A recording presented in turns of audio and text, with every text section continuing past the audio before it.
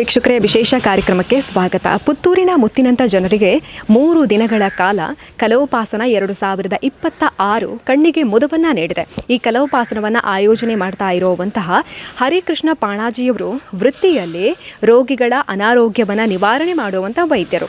ಆದರೆ ಕಲೆಯ ಮೇಲಿನ ವಿಶೇಷವಾಗಿರುವಂಥ ಒಲವಿನಿಂದಾಗಿ ಕಲಾ ಪ್ರತಿಭೆಗಳಿಗೆ ನಿರಂತರವಾಗಿ ಪ್ರೋತ್ಸಾಹವನ್ನು ನೀಡಿಕೊಂಡು ಬರ್ತಾ ಇದ್ದಾರೆ. ಸುಮಾರು 22 ವರ್ಷಗಳಿಂದ ಪುತ್ತೂರಿನ ಮಣ್ಣಿನಲ್ಲಿ ಕಲೋಪಾಸನ ಕಾರ್ಯಕ್ರಮವನ್ನು ಆಯೋಜನೆ ಮಾಡಿಕೊಂಡು ಬಂದಿದ್ದಾರೆ. ಇದರಲ್ಲಿ ಕರ್ನಾಟಕ ಮಾತ್ರವಲ್ಲದೆ ದೇಶದ ನಾನಾ ಭಾಗಗಳ ಘಟಾನುಘಟಿ ಕಲಾವಿದರು ಬಂದು ಸಾಂಸ್ಕೃತಿಕ ಸಂಭ್ರಮವನ್ನು ಹರಿಸಿದ್ದಾರೆ. ಈ ವರ್ಷ 22ನೇ ವರ್ಷದ ಕಲೋಪಾಸನ ಕೂಡ ಅತ್ಯಂತ ಯಶಸ್ವಿಯಾಗಿ ನಡೆದಿದೆ. 3 ದಿನಗಳ ಕಾಲ ನಡೆದಂತಹ ಕಲೋಪಾಸನದಲ್ಲಿ ಪುತ್ತೂರಿನ ಹಾಗೆಯೇ ನಾನಾ ಭಾಗಗಳಿಂದ ಕಲಾಪ್ರೇಮಿಗಳು ಬಂದು ಕಲೆಯನ್ನು ಕಣ್ತುಂಬಿಕೊಂಡಿದ್ದಾರೆ.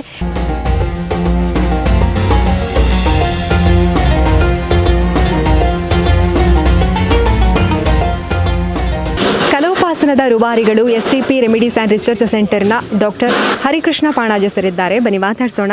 ನಮಸ್ತೆ ಸರ್. ನಮಸ್ತೆ ಸರ್, ಈ ಬಾರಿಯ ಕಲೋಪಾಸನ 2026 ಯಶಸ್ವಿಯಾಗಿ ನಡೆದಿದೆ. ಈ ಒಂದು ಸಂಭ್ರಮದ ಬಗ್ಗೆ ಏನು ಹೇಳ್ತೀವಿ?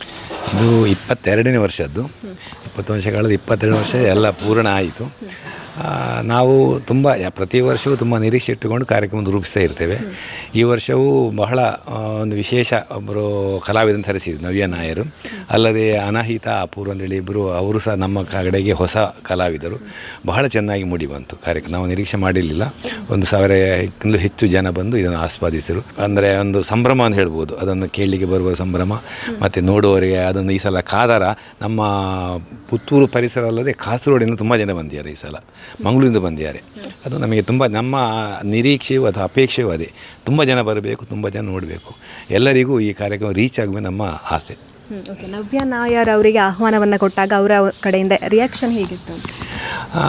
ನಾವು ಯಾರನ್ನು ಕರೆಯುವಾಗಲೂ ಸಹ ನಾವು ಒಂದಷ್ಟು ನಮ್ಮ ಹಿನ್ನೆಲೆಯನ್ನು ಹೇಳ್ತೇವೆ. ನಾವು ಈ ಕಾರ್ಯಕ್ರಮ ಮಾಡಲಿಕ್ಕೆ ಯಾಕೆ, ಎಷ್ಟು ವರ್ಷ ಮಾಡ್ತಿದ್ದೀವಿ, ನಮ್ಮ ಈ ಕಲೋಪಾಸನ ಅಂದರೆ ಏನು, ಎಷ್ಟು ಜನ ಅದರಲ್ಲಿ ಕಲಾವಿದರು ಭಾಗವಹಿಸಿ ಹೇಳುವಾಗ ಅವರು ಅದನ್ನು ಇನ್ಸ್ಪೈರ್ ಆಗ್ತಾರೆ. ಈ ಸಲ ನವ್ಯ ನಾಯರು ಅಷ್ಟೇ. ಆ ಸ್ಟೇಜಲ್ಲಿ ಆಡಿದಂಥ ಬಾಲಮುರಳಿ ಕೃಷ್ಣ ಆಗಲಿ, ಉಣ್ಣಿಕೃಷ್ಣ ಆಗಲಿ, TM ಕೃಷ್ಣ ಆಗಲಿ, ಸಂಧಿ ಸುಬ್ರಹ್ಮಣ್ಯ ಅಥವಾ ಲಕ್ಷ್ಮೀ ಗೋಪಾಲ ಸ್ವಾಮಿ, ಶ್ರೀಧರ್ ಅವರೆಲ್ಲ ಬಂದಿರಂತ ಹೇಳುವಾಗ ಅವರಿಗೆ ಬಹಳ ಉಮೇದಾಯಿತು. ಖಂಡಿತ ಬರ್ತೇವೆ ಅಂತ ಕೂಡಲೇ ಒಪ್ಪಿಕೊಳ್ತಾರೆ ಅವರು. ಓಕೆ ಸರ್, 22 ವರ್ಷಗಳ ಜರ್ನಿ, ಆರಂಭದ ದಿನಗಳು ಹೇಗಿತ್ತು? ಇಲ್ಲ, ನನಗೆ ಒಂದು ಕಲೆಯಲ್ಲಿ ತುಂಬ ಆಸಕ್ತಿ ಮೊದಲಿನಲ್ಲೇ. ಯಾಕಂದರೆ ನನ್ನ ತಂದೆಯವರು ಒಂದು ಯಕ್ಷಗಾನ ಕಲಾವಿದರು, ವೈದ್ಯರು ಸಹ ಆಗಿದ್ದರು.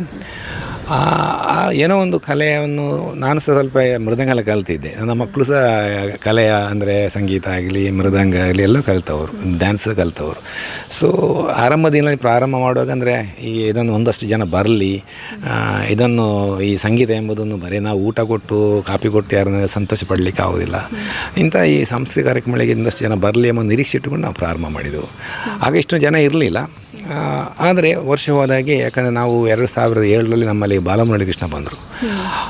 ಅದು ನಮಗೆ ಒಂದು ದೊಡ್ಡ ಒಂದು ಅದಕ್ಕೇನು ಶಬ್ದ ಇಲ್ಲ. ಯಾಕಂದರೆ ಅಂಥ ಮೇರು ವ್ಯಕ್ತಿ ನಮ್ಮಲ್ಲಿ ಪುತ್ತೂರಿನಂತ ಬಂದರು. ಆ ಸಮಯದಲ್ಲಿ ಒಂದು 3000-4000 ಜನ ಬಂದು ಅದನ್ನು ಆಸ್ಪತ್ರೆಯಲ್ಲಿ ಎಲ್ಲೆಲ್ಲಿಂದ ಶಿವಮೊಗ್ಗ, ಮೈಸೂರು ಎಲ್ಲ ಕಡೆಯಿಂದ ಕೇಳಿದರು, ನಾವು ಬರ್ಬೋದು. ಯಾಕಂದರೆ ಅಂಥ ವ್ಯಕ್ತಿ ಅದು ಉಚಿತ ಕಾರ್ಯಕ್ರಮ ಇಲ್ಲಿ ನಡೆಯುವುದಿಲ್ಲ. ಸೊ ನಾವು ಉಚಿತವಾಗಿ ಈ ಕಾರ್ಯಕ್ರಮ ಕೊಡ್ತಾ ಇದ್ದೇವೆ. ಸೊ ಎಲ್ಲ ಕಡೆಯಿಂದ ಫೋನ್ ಮಾಡಿದರು. ಒಂದಷ್ಟು ನಮಗೆ ಅದನ್ನು ಕಂಟ್ರೋಲ್ ಮಾಡಲಿಕ್ಕೆ ಆಗಲಿಲ್ಲ, ಅಷ್ಟು ಜನ ಆ ಸಮಯದಲ್ಲಿ ಬಂದರು. ಅದು ನಮಗೆ ಒಂದು ದೊಡ್ಡ ಒಂದು ಅವರು ಬಂದ ದೊಡ್ಡ ಅನುಗ್ರಹ ಅಂತ ಹೇಳ್ಬೋದು. ಅಲ್ಲದೆ ನಾವೇನು ಕಲೋಪಾಸ ಏನು ಮಾಡ್ತಿದ್ದೇವೆ ಅಂದರೆ ಒಂದಷ್ಟು ಜನರಿಗೆ ಗೊತ್ತಾದ್ದು ಆ ವರ್ಷದಿಂದ, 2007ರಿಂದ. ಓಕೆ ಸರ್, ಈಗ 3 ದಿನಗಳ ಕಾಲ ಮಾಡ್ತಾ ಇದ್ದೀರಿ. ಆರಂಭದಲ್ಲಿ 3 ದಿನಗಳಿಂದಲೇ ಇಲ್ಲ, ನಾವೊಂದು 10 ವರ್ಷವರೆಗೆ ನಾವು ಕೇವಲ ಸಂಗೀತ, ಶಾಸ್ತ್ರೀಯ ಸಂಗೀತ ಮಾತ್ರ ಮಾಡ್ತಿದ್ದೆವು. ನನಗೆ ಅನಿಸ್ತಿದ್ದು ಆದರೂ ಸಹ ಆ ಸಮಯದಲ್ಲಿ ಬೊಂಬೆ ಜಯಶ್ರೀ ಬಂದಿದ್ದರು, TM ಕೃಷ್ಣ ಬಂದಿದ್ದರು, ಸಂಜೆ ಸುಬ್ರಹ್ಮಣ್ಯ ಬಂದಿದ್ದರು, ಎಲ್ಲ ದೊಡ್ಡ ದೊಡ್ಡ ಕಲಾವಿದರು ಬಂದರು. ಆದರೂ ಪ್ರತಿ ವರ್ಷ ಬರುವುದು ಒಂದು 1,000 ಜನ ಸೇರ್ತಾರೆ ಆ ಕಾರ್ಯಕ್ರಮಗಳಿಗೆಲ್ಲ. ಆ ಬರುವ ಜನ ಅವ್ರು ನೋಡುವಾಗ ಎಲ್ಲರೂ ಒಂದಷ್ಟು ಫ್ಯಾಮಿಲಿಯವರು, ಒಂದೇ ಜನ ಬರೆದವರೇ ಬರ್ತಾ ಇರೋದು. ನನಗೆ ಅನಿಸಿತು, ಇಷ್ಟು ಜನ ಅಲ್ಲ, ಪುತ್ತೂರಲ್ಲಿ ಇನ್ನೂ ಎಷ್ಟು ಬೇರೆ ಬೇರೆ ಆಸಕ್ತರಿದ್ದಾರೆ ಅಂತೇಳಿ ನನಗೆ ಸ್ವಲ್ಪ ಭರತನಾಟ್ಯವನ್ನು ಮಾಡುವ, ಸ್ವಲ್ಪ ಯಕ್ಷವನ್ನು ಕೊಡುವ. ಆಗ ಅಂದರೆ ಎಲ್ಲರಿಗೂ ಎಲ್ಲ ಕಲೆ ಮೇಲೆ ಆಸಕ್ತಿ ಇರುವುದಿಲ್ಲ, ಒಬ್ಬೊಬ್ಬರು ಒಂದು ಕಲೆ ಇರುತ್ತೆ. ಎಲ್ಲ ಕಲೆಯಲ್ಲಿ ಆಸಕ್ತಿ ಇರೋ ನಮ್ಮಲ್ಲಿ ಬರಬೇಕು ಅಂತ ಅವನ ಉದ್ದೇಶದಿಂದ 3 ದಿನ ಕಾರ್ಯಕ್ರಮ ಪ್ರಾರಂಭ ಮಾಡಿದೆ. ಇದು ಅದರ ಮುಖ್ಯ ಉದ್ದೇಶ. ಎಲ್ಲರೂ ನನ್ನಲ್ಲಿ ಬರಬೇಕು, ನನ್ನಲ್ಲಿ ಬಂದು ಕಾರ್ಯಕ್ರಮ ನೋಡಬೇಕೆಂಬ ಉದ್ದೇಶ. ಘಟಾನುಘಟಿ ಕಲಾವಿದರು ಬಂದಿದ್ದಾರೆ ಸರ್, ಅವರನ್ನು ಯಾರೆಲ್ಲ ಬಂದಿದ್ರು? ಕಲೋಪಾಸನಕ್ಕೆ ಬಂದಂಥ ಕಲಾವಿದರ ಲಿಸ್ಟು ತುಂಬ ಉದ್ದ ಇದೆ. ಪ್ರಾರಂಭದ ವರ್ಷದಲ್ಲಿ TV ರಾಮಪ್ರಸಾದ್, TM ಕೃಷ್ಣ, ನಂತರ doctor M Balamurali Krishna, Unnikrishnan, Sanjay Subrahmanya, Malladi brothers, ಹೈದಾ brothers, Priya sisters, ಬೊಂಬೆ ಜಯಶ್ರೀ, ಶ್ರೀವತ್ಸನ್ ಜೆ ಮೆನೋನ್, ರಂಜನಿ ಗಾಯತ್ರಿ, ತ್ರಿಶು ಬ್ರದರ್ಸ್, ರಾಮಕೃಷ್ಣನ್ ಮೂರ್ತಿ, TNS ಕೃಷ್ಣ, ಸುಧಾ ರಘುನಾಥನ್, ಸಂದೀಪ್ ನಾರಾಯಣ್, ಜಯತೀರ್ಥ ಮೇವುಂಡಿ. ನಾವು ಒಂದು ವರ್ಷ ಸಂದೀಪ್ ನಾರಾಯಣ ಮತ್ತು ಜಯತೀರ್ಥ ಮೇವುಂಡಿಯವರ ಜುಗಲ್ಬಂದಿ ದಿವಸ ಮಾಡಿದ್ದೆವು. ಅನಹಿತಾ ಅಪೂರ್ವ, ಇಷ್ಟು ಸಂಗೀತದ ಮೇರುವೃತ್ತಿಗಳು. TM ಕೃಷ್ಣ ಮತ್ತು ರಂಜನಿ ಗಾಯತ್ರಿ, ಸಂಜಯ್ ಸುಬ್ರಹ್ಮಣ್ಯ ಅವರು 2 ಸಲ ನಮ್ಮ ಇದೇ ಕ್ಷೇತ್ರಕ್ಕೆ, ಇದೇ ವೇದಿಕೆಗೆ ಬಂದಿದ್ದಾರೆ. ಅಂದರೆ ಭರತನಾಟ್ಯದಲ್ಲಿ ನೋಡಿದ್ರೆ ಚಲನಚಿತ್ರ ತಾರೆ ಲಕ್ಷ್ಮೀ ಗೋಪಾಲಸ್ವಾಮಿ, ಶ್ರೀಧರ ಮತ್ತು ಅನುರಾಧ ಶ್ರೀಧರ್, ಮತ್ತು ಪಾರ್ಶ್ವನಾಥ್ ಉಪಾಧ್ಯಾಯ, ಶ್ರೀಜಿತ್ ನಂಬಿಯಾರ್ ಮತ್ತು ಪಾರ್ವತಿ ಮೆನೋನ್, ಮತ್ತು ಭಾನುಮತಿ ಮತ್ತು ಶೀಲಾ, ಚಂದ್ರಶೇಖರ್, ಅನಿತಾ ಗುವಾ ಮತ್ತು ಈ ವರ್ಷದ ನವ್ಯ ನಾಯರು. ಇಷ್ಟು ಜನ ಈ ವೇದಿಕೆಯಲ್ಲಿ ಕಾರ್ಯಕ್ರಮವನ್ನು ಕರ್ನಾಟಕ ಶಾಸ್ತ್ರೀಯ ಸಂಗೀತ ಮತ್ತು ಭರತನಾಟ್ಯದಲ್ಲಿ ಕೊಟ್ಟಿರ್ತಾರೆ. ಅಲ್ಲದೆ ತೆಂಕು ಮತ್ತು ಬಡಗಿನ ಯಕ್ಷಗಾನ ಪ್ರಸಂಗಗಳು 10-14 ವರ್ಷಗಳಿಂದ ನಡೀತಾ ಇದೆ. ಕರ್ನಾಟಕ ಮಾತ್ರವಲ್ಲದೆ ದೇಶದ ನಾನಾ ಭಾಗಗಳಿಂದ ಕೂಡ ಬಂದು ಇಲ್ಲಿ ಒಂದು ಕಾರ್ಯಕ್ರಮವನ್ನು ಕೊಟ್ಟಿದ್ದಾರೆ ಸರ್. ಇವಾಗ ಕಲೋಪಾಸನ ಅನ್ನುವಂಥದ್ದು ಸಕ್ಸಸ್ಫುಲ್ ಆಗಿ ನಡಿಬೇಕು ಅಂತ ಹೇಳಿದ್ರೆ ಅದರಿಂದ ಪ್ರಿಪರೇಷನ್ ಇರುತ್ತೆ ಸರ್. ಹಾಗಾಗಿ ಈ ಒಂದು ಕಾರ್ಯಕ್ರಮ ಸಕ್ಸಸ್ ಆಗಿ ನಡೆಯೋದಕ್ಕೆ ದಂಪತಿಗಳಿಗೆ ಕೂತ್ಕೊಂಡು ಎಲ್ಲ ವ್ಯವಸ್ಥೆಗಳನ್ನು ಮಾಡ್ಕೋತೀರಾ, ಇಲ್ಲ ಟೀಮ್ ಇದೆಯಾ, ಹೇಗೆ? ಇಲ್ಲ, ಈಗ ನಾವಂದರೆ ಈಗ ಒಂದು 10-22 ವರ್ಷದಿಂದ ಮಾಡ್ತಿರುವ ಕಾರಣ ಅದಕ್ಕೊಂದು ಚೌಕಟ್ಟಿನಲ್ಲಿ ಮಾಡ್ತಾ ಇರ್ತೇವೆ. ನಮ್ಮಲ್ಲಿ ನಮ್ಮ ಫ್ಯಾಕ್ಟ್ರಿ ಒಂದಷ್ಟು ನಮ್ಮ ಒಟ್ಟಿಗೆ ಕೆಲಸ ಮಾಡುವಂಥ ವರ್ಕರ್ಸ್ ಇದ್ದಾರೆ. ಅವರಿಗೆಲ್ಲ ಗೊತ್ತಿದೆ ಏನೆಲ್ಲ ಮಾಡಬೇಕು, ಯಾವ ಕಾಲಕ್ಕೆ ಏನು ಮಾಡಬೇಕಂದ್ರೆ. ನಾವೊಂದು ನಮ್ಮ ಕಲಾವಿದನ ಸಂಘಟನೆ ಮಾಡೋದು ಮಾತ್ರ ನಮ್ಮ ಆದ್ಯ ಇದು ಕೆಲಸ. ಅದ ನಂತರ ಇಲ್ಲಿ ಏನೆಲ್ಲ ವ್ಯವಸ್ಥೆಗಳೆಲ್ಲ ನಮ್ಮಲ್ಲಿ ದುಡಿಯುವಂಥ ಇವರಿದ್ದಾರೆ, ನೌಕರಿದ್ದಾರೆ, ಅವರೆಲ್ಲ ಮಾಡ್ತಾರೆ. ಅದು ತುಂಬ ಕಷ್ಟ ಆಗೋದಿಲ್ಲ. ಇದರಲ್ಲಿ ದೊಡ್ಡ ಕಷ್ಟ ಅಂದರೆ ದೊಡ್ಡ ದೊಡ್ಡ ವ್ಯಕ್ತಿಗಳನ್ನು ಅವರನ್ನು ನಾವು ಕಾಂಟ್ಯಾಕ್ಟ್ ಮಾಡಿ ಅವರನ್ನು ಆ ದಿನಕ್ಕೆ ಸೆಟ್ ಮಾಡೋದು ಮುಖ್ಯವಾಗಿರುವಂಥದ್ದು. ಅದನ್ನು ನಾವು ಮಾಡಿಬಿಡ್ತೇವೆ. ಮತ್ತು ನಿರಂತರ ಅದಂದರೆ 5 ವರ್ಷದ ಅಭ್ಯಾಸ ಆಗಿದೆ ನಮಗೆ. ಅದು ಅದಕ್ಕೆ ಲೈಟಿಂಗ್ ಇದ್ದಾರೆ, ಸೌಂಡ್ ಇದ್ದಾರೆ, ಅದೆಲ್ಲ ನಿರಂತರ ನಡೀತದೆ. ದೊಡ್ಡ ಸಹ ಕಷ್ಟ ಆಗೋದಿಲ್ಲ ನಮಗೆ. ಈ ವರ್ಷ ಎಷ್ಟು ಜನ ಬಂದಿರ್ಬೋದು? ಈ ಸಲ ಪ್ರತಿದಿನವೂ ಸಹ ಸಾಮಾನ್ಯ 1,500 ಜನ ಪ್ರತಿದಿನ ಬಂದು ಹೋಗಿದ್ದಾರೆ. 1,000 ಜನ ಇಲ್ಲಿ ಕೂತಿದ್ದಾರೆ. ಒಂದು 500 ಜನ ಬಂದು ಕೆಲವರಿಗೆ ಯಾಕಂತ ಹೇಳಿದರೆ ಬರಬೇಕು, ನೋಡಬೇಕು ಅಂದರೆ ಎಲ್ಲ ಹೊತ್ತು ಕೂತ್ಕೊಳ್ಳೋಷ್ಟೇ ವ್ಯವಧಾನ ಇರುವುದಿಲ್ಲ ಅವರಿಗೆ. ಏನೋ ಕೆಲಸ ಒತ್ತಡ ಇರ್ತದೆ, ಬಂದು ಹೋಗ್ತಾರೆ. ಅಂತೂ ವಾಕಿನ್ ಹೇಳ್ತೇವಲ್ಲ, ಒಂದಷ್ಟು ಜನ 1,100 ಜನ ನಮ್ಮ ಕಂಪೌಂಡಲ್ಲಿ ಬಂದು ಹೋಗಿರ್ತಾರೆ. ಹೆಚ್ಚಿನ ಸಂಖ್ಯೆಯಲ್ಲಿ ಬಂದಿದ್ದಾರೆ ಸಾಂಸ್ಕೃತಿಕ. ಹೌದು, ತುಂಬ ಜನ ಅಂದರೆ ಅದೇ ಬರೀ ನಮ್ಮ ಪುತ್ತೂರು ಏರಿಯಾ ಅಲ್ಲ, ಹೊರಗೆ ಮಂಗಳೂರು, ಕಾಸರಗೋಡು ಆ ಕಡೆ ಎಲ್ಲ ಅವರಿಂದ ಬಂದಿದ್ದಾರೆ. ಉಡುಪಿನ ಸಮೇತ ಬಂದಿದ್ದಾರೆ ಕಾರ್ಯಕ್ರಮಕ್ಕೆ. ಈ ಒಂದು ಕಾರ್ಯಕ್ರಮ ಸಕ್ಸಸ್ ಆಗಿ ನಡಿಬೇಕು ಅಂತ ಹೇಳಿದರೆ ನಿಮ್ಮ ಫ್ಯಾಮಿಲಿ ಆಗಿರ್ಬೋದು, ಅವರ ಒಂದು ಸಪೋರ್ಟಿಂಗ್ ಹೇಗೆ? ಹೌದು, ಯಾಕಂದರೆ ನನ್ನ ಮಕ್ಕಳಿಬ್ಬರು ಸಂಗೀತದಲ್ಲಿ ತುಂಬ ಆಸಕ್ತರು. ಸೊ ಅವರಿಗೂ ಸಹ ಇದರಲ್ಲಿ ಆಸಕ್ತಿ ಇದೆ. ನನ್ನ ಹೆಂಡತಿ ರೂಪಲೇಖ, ಅವಳು ಸಹ ಹಾಗೆ ಬಹಳ ಅದರ ಮೇಲೆ ಆಸಕ್ತಿ ಇರ್ತಾಳೆ. ಅವಳು ಸಹ ಈ ಪ್ರತಿಯೊಂದು ಹಂತದಲ್ಲಿ ಸಹ ನನ್ನ ಒಟ್ಟಿಗೆ ಇರ್ತಾಳೆ. ಏನು ಮಾಡಬೇಕು ಸಲಹೆ ಕೊಡೋದ್ರಲ್ಲಿ ಬಹಳ ಹುಷಾರಿರ್ತಾಳೆ ಅವಳು. ಆದ ಕಾರಣ ಅವಳ ಸಲಹೆ ಸಹ ತುಂಬ ಇದರ ಮೇಲೆ ಕೆಲಸ ಮಾಡ್ತದೆ. ಓಕೆ ಸರ್, ನಮ್ಮ ವಾಹಿನಿಯ ಮೂಲಕ ಕಲೋಪಾಸನಕ್ಕೆ ಆಗಮಿಸಿದಂಥ ಪ್ರತಿಯೊಬ್ಬರಿಗೂ ಕೂಡ ನಿಮ್ಮ ಕಡೆಯಿಂದ ಒಂದು ನಾವು ಹೇಳು ಅಂತ ಹೇಳಿದರೆ, ನಾವೊಂದಷ್ಟು ಕಷ್ಟಪಟ್ಟು ಕೆಲಸ ಮಾಡ್ತೇವೆ. ನಮ್ಮ ನಿರೀಕ್ಷೆ ಅಂದರೆ ಈ ಕಲೆ ಎಲ್ಲರಿಗೂ ರೀಚ್ ಆಗಬೇಕು ಅನ್ನೋದು ಮುಖ್ಯ ಉದ್ದೇಶ. ಜನಗಳು ಬಂದು ಇದನ್ನು ಆಸ್ವಾದಿಸಬೇಕು, ಬಂದು ಹೋಗುವುದಲ್ಲ. ಯಾಕಂದ್ರೆ ನಾವು ಈ ಒಂದು ಕಾರ್ಯಕ್ರಮಕ್ಕೆ ಸತ್ಯ ಹೇಳಿದರೆ ಒಂದು 6 ತಿಂಗಳು ತಯಾರು ಮಾಡ್ತೇವೆ. ಅದು ಈ ಒಂದು ವಾರದಲ್ಲಿ ಮಾಡುವಂಥ ಕೆಲಸ ಅಲ್ಲ.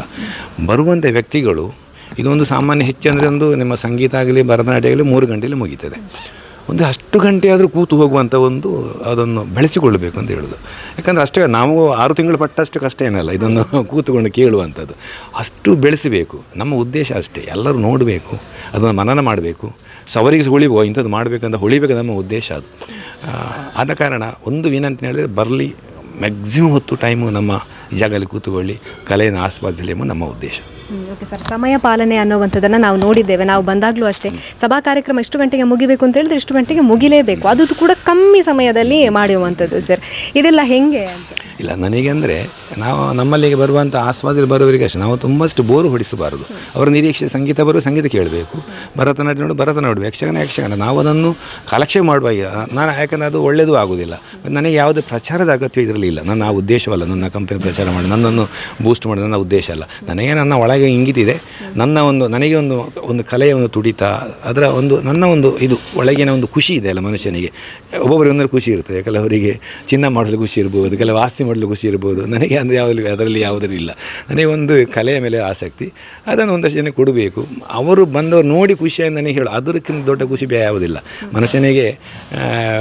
ಆ ಖುಷಿಯ ಯಾವುದು ನಾವು ಅಲ್ಟಿಮೇಟ್ ಯಾವುದೇ ಸಂಪಾದನೆ ಮಾಡಲಿ ಅದಿರೋ ಯಾವುದೇ ಖುಷಿ ಪಡಲಿಕ್ಕೆ ಇರೋದು. ಹಣ ಮಾಡಲಿ, ಚಿನ್ನ ಮಾಡಲಿ, ಬಟ್ಟೆ ಬರೆ ಏನು ತಗೊಳ್ಳಿ ಅಲ್ಲ, ಅಲ್ಟಿಮೇಟ್ ನಿಮಗೆ ಖುಷಿ ಕೊಡುವಂಥದ್ದು ನನ್ನ ಖುಷಿ ಇದು ಅಷ್ಟೇ. ಆದ ಕಾರಣ ಅದಕ್ಕೆ ಬೇಕಾಗಿ ಈ ಕಾರ್ಯಕ್ರಮ ಮಾಡ್ತಾ ಇರ್ತೇನೆ.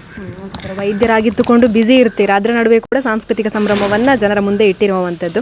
ಹಾಗಾಗಿ ಸಕ್ಸಸ್ ಆಗಿ ನಡೆದಿದೆ. ಇನ್ನು ಮುಂದಿನ ಪ್ಲ್ಯಾನ್ ಏನಾದರೂ ಇದೆಯಾ ಸರ್? 23ನೇ ವರ್ಷಕ್ಕಾಗುವಾಗ ಡಿಫ್ರೆಂಟ್ ಆಗಿ ಸ್ಪೆಷಲ್ ಆಗಿ ಮಾಡಬೇಕು ಅನ್ನೋದು. ನಾವು ಹೊಸ ಕಲಾವಿದ ನೋಡ್ತಾ ಇರ್ತೇವೆ, ಏನಿಲ್ಲ. ಇನ್ನೂ ಈ ಕ್ಷೇತ್ರದಲ್ಲಿ ಭರತನಾಟ್ಯ ಕ್ಷೇತ್ರ ಇರಲಿ, ಸಂಗೀತ ಕ್ಷೇತ್ರ ಇರಲಿ, ಯಾರು ಉನ್ನತ ಕಲಾವಿದರು ಯಾರಿದ್ದಾರೆ ಅವರು ಈಗ ಇನ್ನೂ ಅದನ್ನೇ ನಾವು ಈಗ ಇದು ಮುಗ್ಧಗೊಳ್ಳೆ ಹುಡುಕೋದು ಅದನ್ನೇ. ಬರುವ ವರ್ಷಕ್ಕೆ ಉನ್ನತ ಕಲಾವಿದರು ಯಾರಿದ್ದಾರೆ ಆ ಕೆಲಸ ಮಾಡ್ತಿರ್ತೇವೆ.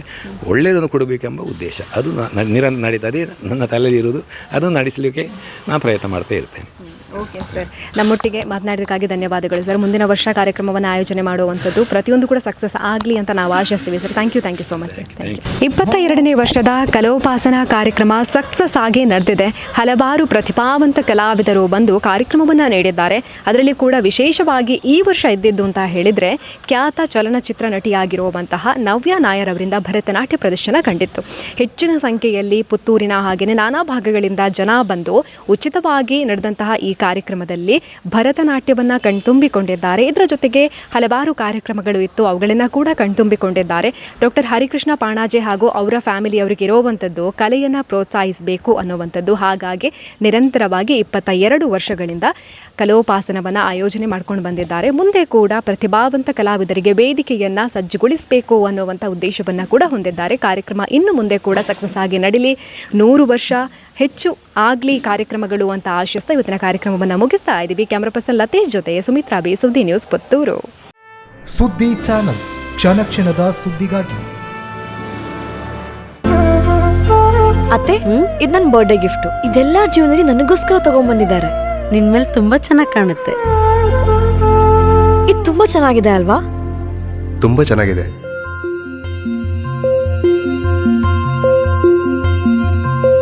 It will look really good on you. Amma? Huh? Mother is always son's first love.